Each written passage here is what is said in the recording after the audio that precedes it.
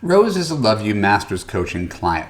Like most of my clients, she is smart, strong, and successful, and she's built a very impressive life in her 63 years.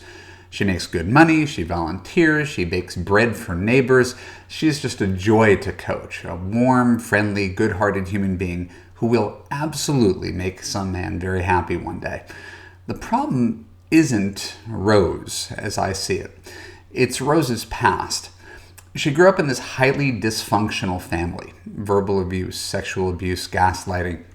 It's a miracle that Rose escaped her past and forged this bright future here in the West Coast. But she did, and she's got a lot to be proud of. Not that she spends too much time being proud for herself. The only thing she hasn't been able to accomplish in her life is love. 2 bad marriages, long stretches of being single have stolen any confidence that Rose had left, and when she hired me as her coach, she thought of online dating as this positively petrifying venture. But Rose is brave. That's what I love about her. That's why she signed up for Love U. She decided to face her fears head on and discover what's been holding her back when she's been interacting with men. Since we worked together, she's made incredible progress, and she frequently emails me her aha moments. She's been able to let go of most of her fear, she's launched a dating profile, she's flirting with men, and she's more confident and joyous than she's ever been before. But in our last conversation, Rose said something that revealed a deeper blind spot. She said she wasn't sure how to handle discussing her family. After all, are you close with your family? Is a pretty common first date question. Needless to say, Rose is not close with her family, but when the subject inevitably comes up, she finds that she's paralyzed by shame. Shame for how she was treated, shame for how it impacted her life, shame that she's never quite gotten over her childhood trauma. Now, I'm no therapist, and I don't pretend to be, but I do know when someone has a limiting belief that is getting in the way of her success.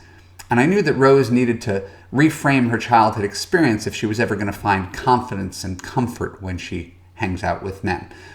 So here, in some nutshell, is what I told her. Rose, there's nothing wrong with you. This is something that happened to you. It's not something you did.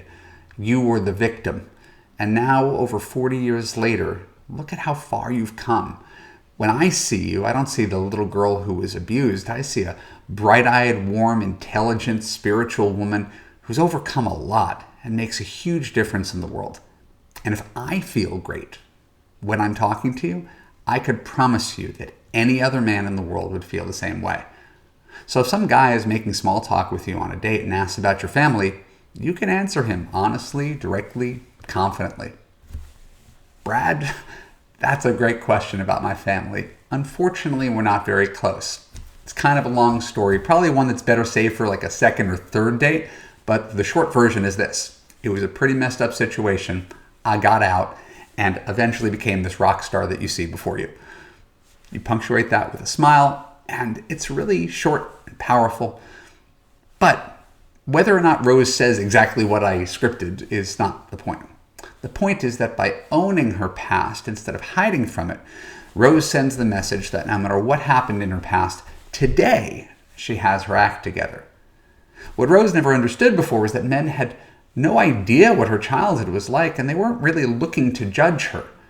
All men care about is your relationship to your pain, not the pain itself, the cause of the events years and years ago. So if you could tell your story quickly and from some sort of emotional distance, men aren't even going to think twice about this thing that is huge for you. If you dwell on your pain and your shame and your insecurity, well, then you've made your pain from 40 years ago into a big deal today when it doesn't actually have to be. Just after I said this, Rose nearly choked up. She said it was like an enormous weight lifted off of her shoulders. Instead of carrying herself as a broken woman, she can very ably reframe herself quite easily as a success story. Smart, resilient, good-natured, good-humored, someone who came from pain, overcame it, and is ready to put her love and trust into the right man. So, do you have any shame from your past? Do you carry it around with you on your dates, worried that men might see it? Did you ever consider that you could drop your shame, tell a true version of your story, and look even better than you did because you were brave and honest instead of fragile and fearful? Because it's true. We all have somewhat of a checkered past, but you overcame it, and now you're a rock star. If that inspires you, the ability that you could drop your past and step into this bright, new, exciting future without all the shame and the guilt and the pain, I invite you to apply to Love U today. All you have to do is click on the link below, watch a video in which I tell you how to fix your broken man picker once and for all, and at the end of the video, fill out a short application explaining to me why you came to me for coaching, what you'd like to accomplish, etc. When you're done, you'll be taken to a page where you could book a call to talk to me privately, and we'll figure out if you're a good fit for my coaching program. I thank you so much for your time and attention. I'm excited for you. I look forward to seeing you soon.